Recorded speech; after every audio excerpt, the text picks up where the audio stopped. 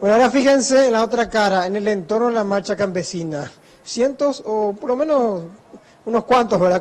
Comerciantes o comercios cerrados porque la marcha campesina era interminable prácticamente. Muchas personas que no podían acercarse, hablamos de clientes y justamente conversamos con algunos de estos comerciantes. Uno que reparaba un taller de reparación de instrumentos musicales, que hablaba que justamente hoy en la mañana tuvo clientes para nada, y otro que arregla también vehículos, o sea, hace mantenimiento y también tunea, que dijo que perdió ya en 10 días prácticamente la suma de aproximadamente 8 millones de guaraníes, teniendo en cuenta el momento de la marcha campesina y que había vehículos que no podían entrar para hacer la revisión. Cuestiones que pasan también en el entorno de esta marcha campesina, y vamos a escuchar a los comerciantes.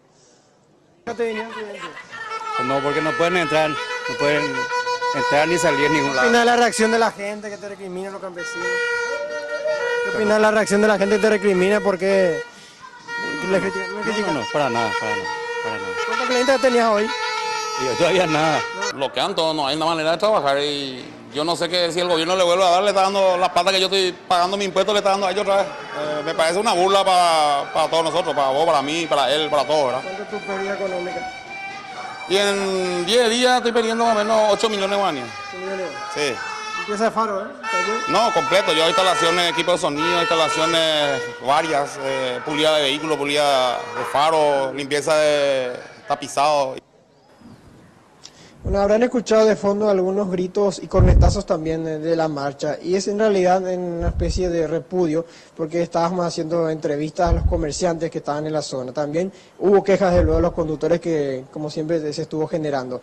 Ahora estamos expectantes de lo que pueda pasar a partir de las 12 horas con esta reunión clave que podría definir una sesión extraordinaria para el tratamiento de los dos proyectos. Muy bien, Sergio, muchas gracias. Completo reporte. Vamos a estar pendientes de lo que se resuelva en esta reunión muy importante, a ver si finalmente las autoridades, tanto del Poder Ejecutivo como del Legislativo, pueden llegar a un punto de equilibrio, a un punto de entendimiento para encontrar la mejor salida a este conflicto.